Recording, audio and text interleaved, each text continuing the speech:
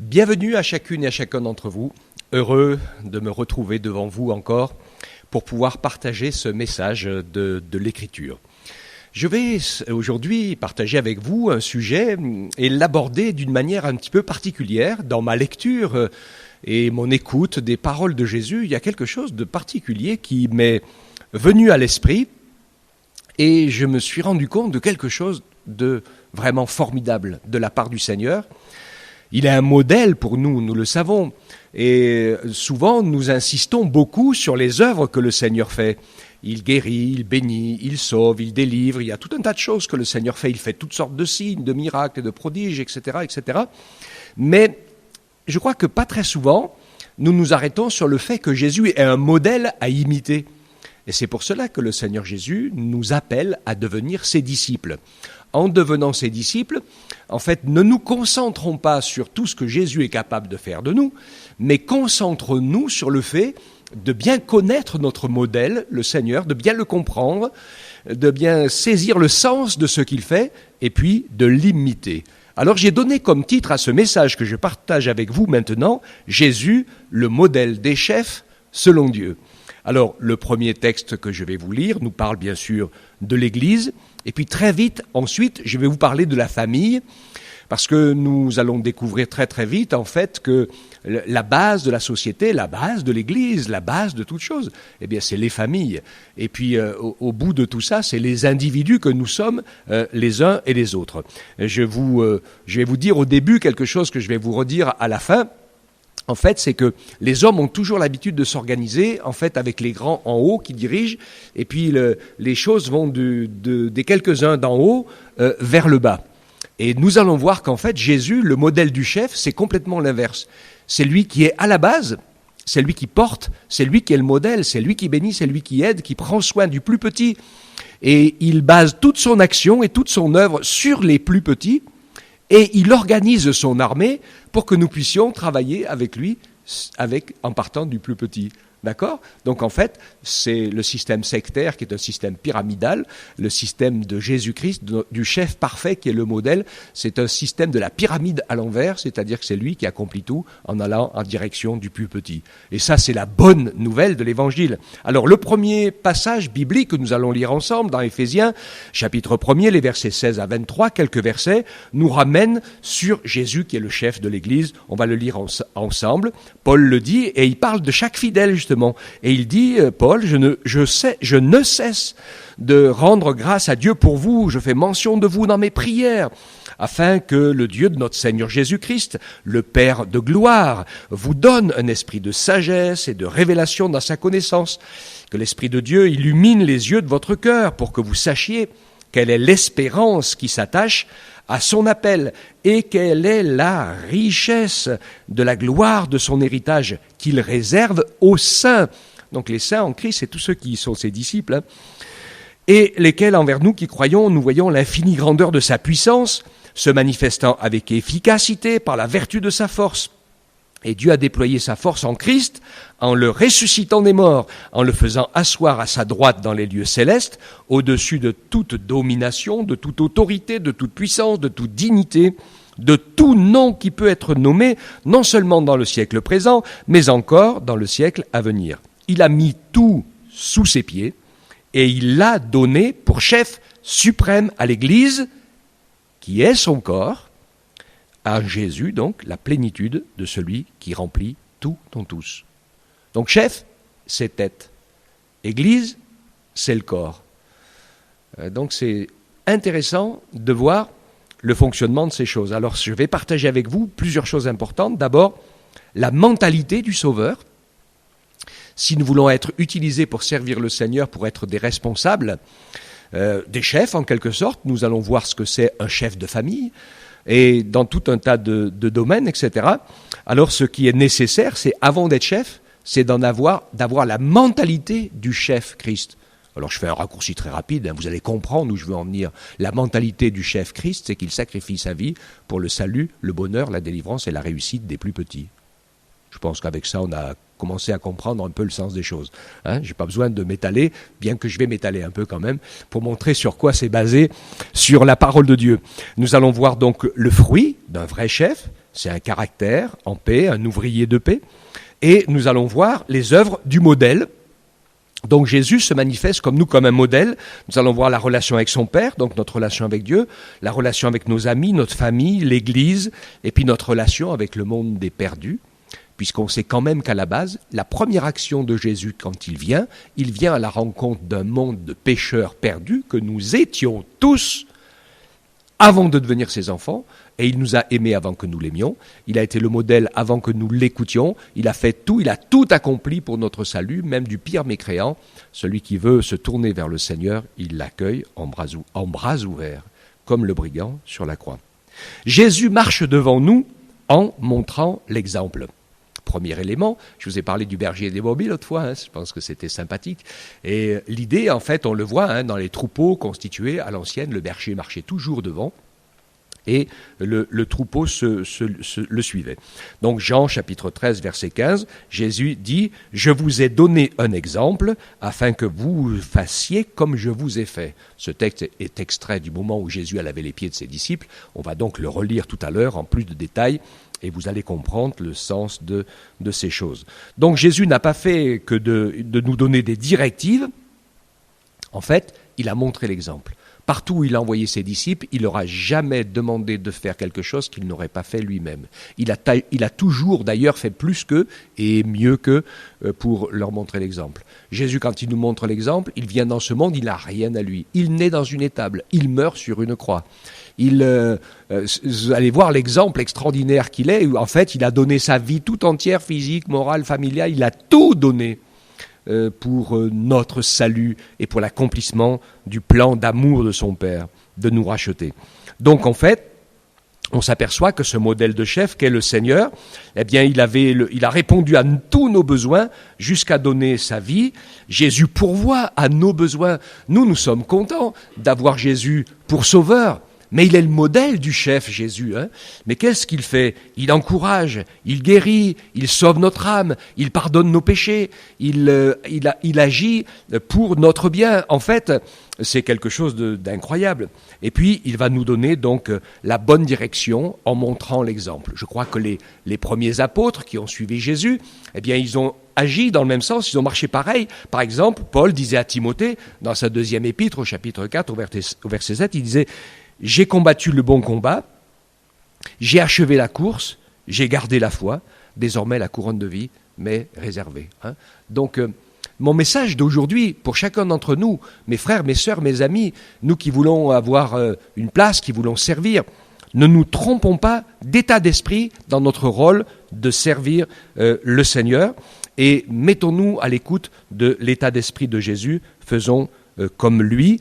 Écoutons sa parole, parce que c'est ce que nous allons lire maintenant ensemble, c'est dans sa parole que nous le trouvons. J'aime beaucoup cette première partie du verset d'Ésaïe 20 au chapitre 21. Il dit « Tes oreilles entendront derrière toi la voix qui te dira « Voici le chemin, marche-y ». Et Jésus, dans Jean 14, 6, le dit « Je suis le chemin, la vérité et la vie ». Donc, il est le modèle à imiter. Aujourd'hui, je ne vous parle pas spécialement de ses œuvres miraculeuses et grandioses, je vous parle du modèle que nous avons à imiter. Où je vais trouver le modèle bien expliqué ? Eh bien, je le trouve dans Éphésiens 5, quand il parle du couple et de la famille. Et il nous dit qu'il est le futur époux de l'Église. Et l'Église, c'est sa future épouse. Et quand il parle de ces choses, il dit, par exemple, il parle au mari. Alors, je vais m'adresser un petit peu au mari, parce que je crois de tout mon cœur que le défi de notre siècle aujourd'hui, c'est que les hommes se lèvent pour être des hommes de Dieu, que les hommes se lèvent pour être des chefs selon Jésus, pas pour être des dominateurs et des gens qui ne sont que des donneurs d'ordre et qui rendent les hommes et qui rendent les autres en esclavage, mais que nous puissions nous laisser transformer par l'esprit du Seigneur Jésus. Et Jésus disait au mari que chacun aime sa femme, comme Christ a aimé l'Église, et comme Christ s'est livré lui-même pour elle. C'est intéressant quand même. Alors je sais que dans ce monde, il y a tout un tas de coutumes, mais je ne trouve pas vraiment dans toutes les coutumes de ce monde une coutume qui ressemble à l'exemple de Jésus, qui dit que le mari sacrifie sa vie et sacrifie sa paix, son bonheur et sa tranquillité pour la réussite et pour le bonheur de sa femme. Moi, je suis en train de commencer à le comprendre. J'ai longtemps vécu sans le comprendre. Et je pense que c'est important de vraiment s'y arrêter. Qu'est-ce que fait Jésus? Eh bien, il purifie l'Église en la sanctifiant, en la lavant par l'eau de la parole. Donc, il lui parle sans arrêt. Moi, c'est mon gros défaut, j'arrive pas à parler. Mais c'est super important. Il dit pour faire, qu'est-ce qu'il veut, le Seigneur? Il veut faire paraître devant lui son Église glorieuse, sans tache, sans ride, sans rien de semblable, mais sainte et irréprochable. C'est ainsi que le mari doit aimer sa femme comme son propre corps. Celui qui aime sa femme s'aime lui-même, car jamais personne n'a haï sa propre chair, mais il la nourrit et en prend soin, comme Christ le fait pour l'Église. Il la nourrit, il en prend soin, parce que nous sommes tous membres de son corps. Donc, Marie, que chacun aime sa femme comme Christ a aimé l'Église et s'est livré lui-même. Comme je l'ai dit, l'amour humain est souvent étroitement lié à ce que l'on aime. Et on a la tendance, c'est naturel, on fait tous pareil, on a la tendance de choisir les gens autour de nous parce qu'ils vont nous servir, nous rendre service ou nous aider à arriver à nos fins de ce qu'on a prévu de faire ou de vivre, etc. Ça, c'est l'idée des hommes parce qu'on a nos idées et on veut que les autres nous aident à y arriver. Quand je vois l'exemple de Jésus, le modèle du chef, je m'aperçois que, en fait, le Seigneur, lui, quand il nous regarde, il voit le potentiel de ce que nous pouvons devenir et lui, en fait, il met tout en œuvre pour nous aider, pour nous soutenir, pour nous encourager, pour nous relever, pour que nous devenions ce que nous sommes appelés à devenir. C'est un sacré changement, ça. Hein. Et donc, vraiment, le Seigneur nous encourage ainsi, non pas à nous servir des autres, mais à nous servir les uns les autres. Alléluia. Hein. L'idée pour beaucoup d'hommes que leur femme est à leur service, c'est ce qu'on voit un peu dans la mentalité humaine, c'est souvent un petit peu comme ça. Moi, je vous pose une question. Est-ce que Jésus se sert de nous? Est-ce que Jésus se sert de nous? Oh, vous allez me dire, il appelle partout des serviteurs. Alors, je vais vous arrêter tout de suite. Hein, parce que si vous voulez faire le boulot comme il faut, c'est pas difficile. Il a qu'à le faire tout seul. Parce qu'il est illimité en puissance, et il le fait, hein. Amener des gens à la conversion, il n'y a pas de souci. Dans la nuit, il s'est montré en songe et en rêve à des gens qui ne l'avaient jamais connu, et ils se sont convertis. Guérir les malades, ressusciter les morts, le Saint-Esprit l'a fait, et l'a toujours fait. Jésus a besoin de nous pour le servir? Vous rigolez? Il n'a jamais eu besoin de nous. C'est une grâce qu'il nous fait de partager avec nous ses œuvres. C'est super important de le voir comme ça. Il pourrait se passer, et ça serait mieux fait, mais il le fait avec nous, parce que c'est une école importante pour nous apprendre la foi, pour nous apprendre la confiance, pour nous apprendre l'amour aussi, parce que nous allons faire beaucoup de bêtises. Il y a beaucoup de choses que nous allons faire mal, et nous sommes obligés d'exercer la miséricorde, le pardon, la réconciliation, qui sont des choses essentielles. Dans la mission que je fais en ce moment, on va parler des injustices ce soir, et c'est super important. Ce chemin des injustices, c'est une école de Dieu qui est incontournable parce qu'il n'y a pas d'autre école pour apprendre le vrai amour. Est-ce que Jésus se sert de nous? Pas du tout. Jésus nous sert et il est à notre service. Jésus doit donc être pour nous un modèle essentiel. Dans le modèle ancien, dans les anciennes vies où la vie était très dure sur cette terre, eh bien souvent chacun avait sa part de travail quand il fallait tenir une ferme, hommes, femmes et enfants. Tous devaient faire leur part pour avoir des réserves, pour pouvoir vivre toute l'année. Alors je reconnais que pour vous, mes frères et messieurs qui m'écoutez, construire aujourd'hui le modèle de l'homme moderne selon Jésus-Christ, eh bien c'est pas si simple que ça.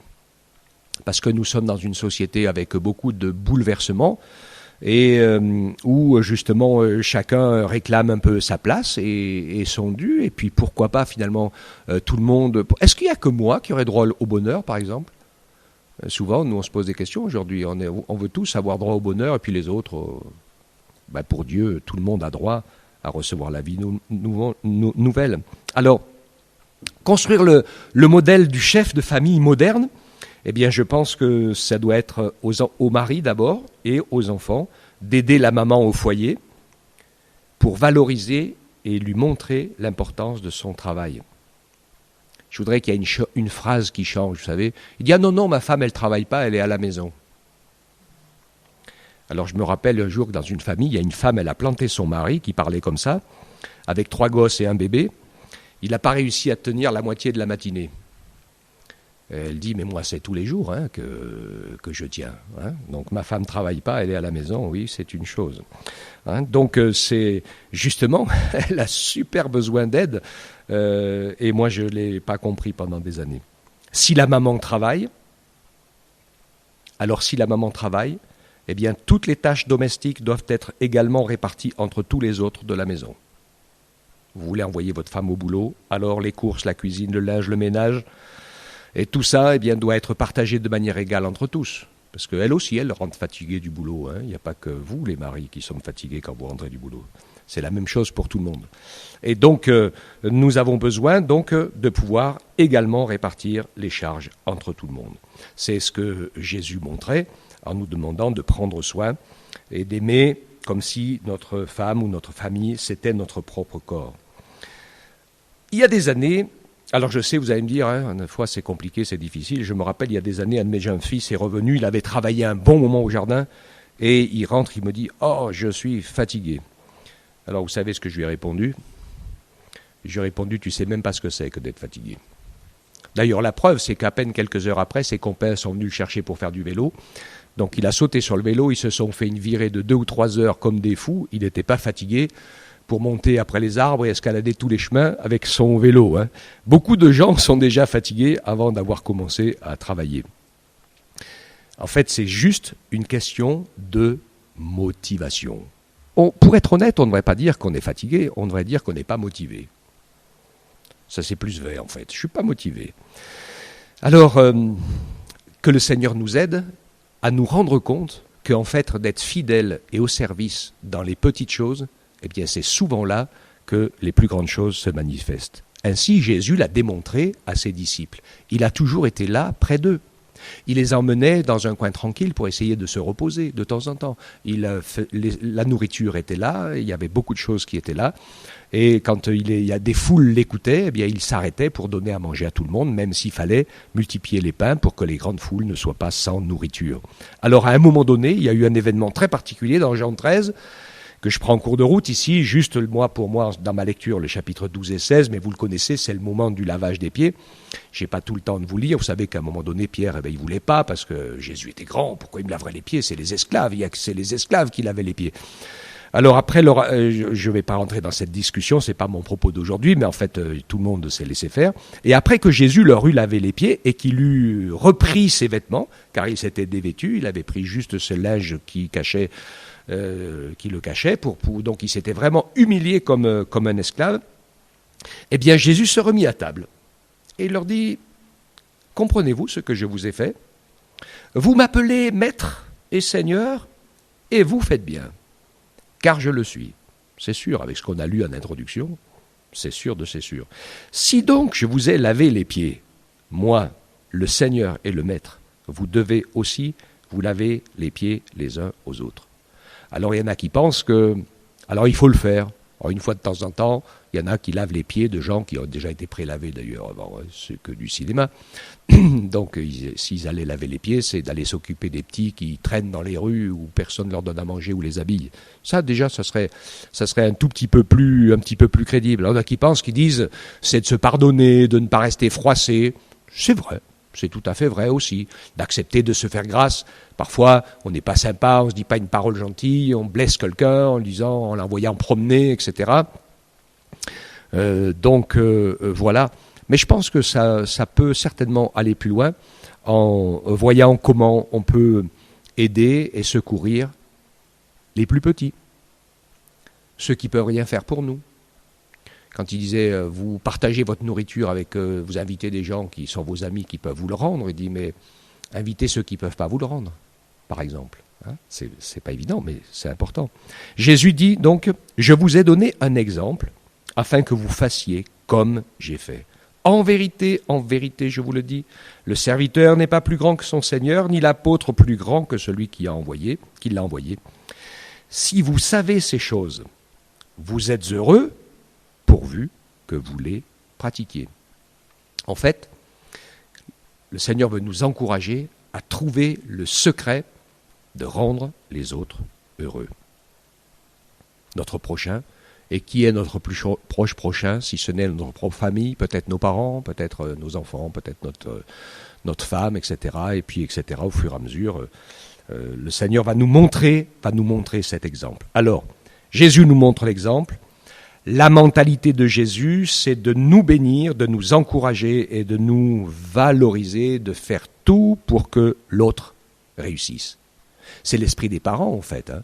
Les parents se sacrifient et font des efforts et renoncent à tout un tas de choses pour que leurs enfants réussissent, pourquoi pas mieux que nous, et qu'ils puissent avoir tout ce qu'il faut de bien dans la vie. Et c'est la mentalité de Jésus. Il a tout sacrifié pour que nous, on réussisse. Il a été vainqueur de la mort, il nous a fait plus que vainqueur, il nous a donné la victoire. Et vainqueur du péché, il a fait la même chose. Si vous vous êtes marié pour avoir une famille, alors faites votre part. Si vous vous êtes marié juste pour votre petit bonheur personnel, alors il aurait mieux valu que vous ne vous soyez pas marié. Parce que sinon, ça va être compliqué. Proverbe 18, 22 nous dit « Celui qui trouve une femme trouve le bonheur. C'est une grâce qu'on obtient de l'Éternel. » Et je vais vous dire quelque chose de personnel. Pour moi, c'est vraiment une grâce. Et je bénis le Seigneur tous les jours pour mon épouse. Ce n'est pas tous les jours facile, il y a des moments où c'est compliqué, etc., etc. Mais finalement, c'est salutaire. Parce que c'est ce type de relation qui nous garde dans la réalité. Sinon, on est des doux rêveurs. On croit qu'on est super spirituel, qu'on est super gentil, qu'on est super beau, super fort. Et puis finalement, on vit que pour soi-même, qu'on est petits égoïstes, on est super nuls en fait, en réalité. Et donc Dieu veut vraiment nous encourager à pouvoir laisser l'école de Dieu se faire dans nos vies et nous encourager. Jésus nous donne donc la direction. 1 Pierre 2, 20 et 21. Quelle gloire, en effet, y a-t-il à supporter de mauvais traitements pour avoir péché ? Mais si, tout en faisant le bien, vous supportez la souffrance, c'est une grâce devant Dieu. Et c'est à cela que vous avez été appelés, parce que Christ aussi a souffert pour vous, vous laissant un exemple, afin que vous suiviez ses traces. Je sais pas, moi j'aime pas souffrir, je sais pas vous, non plus, vous êtes comme moi. En fait, ça dépend, la réalité en fait, ça dépend pourquoi on souffre. Je parlais de mon fils qui est parti faire du vélo comme un fou, là. C'était compliqué, Il y en a qui souffrent pour gagner une médaille olympique, une médaille sportive, ou pour gagner le but, etc. Et Paul le disait à Timothée, il disait, j'ai combattu le bon combat, j'ai achevé la course, j'ai gardé la foi. Il y a des souffrances sur lesquelles on passe complètement par-dessus, parce qu'on sait que le but, c'est de gagner, de triompher. Puis vous l'avez vu comme moi, il y a certains sportifs, je ne sais pas jusqu'où ils vont pour gagner la médaille. C'est des sacrifices d'une vie entière, et puis des souffrances quand ils y sont. Mais voilà, pour la médaille. Alors nous, chacun, en tant que chef de famille, responsable dans l'Église, quels que soient nos postes de responsabilité, etc., acceptons les contraintes qui sont liées à la réussite de tous ceux qui sont sous notre responsabilité. En fait, c'est ça l'objectif. Ce que Jésus fait, ce qu'il veut, c'est que tous ses enfants réussissent. Il fait tout pour.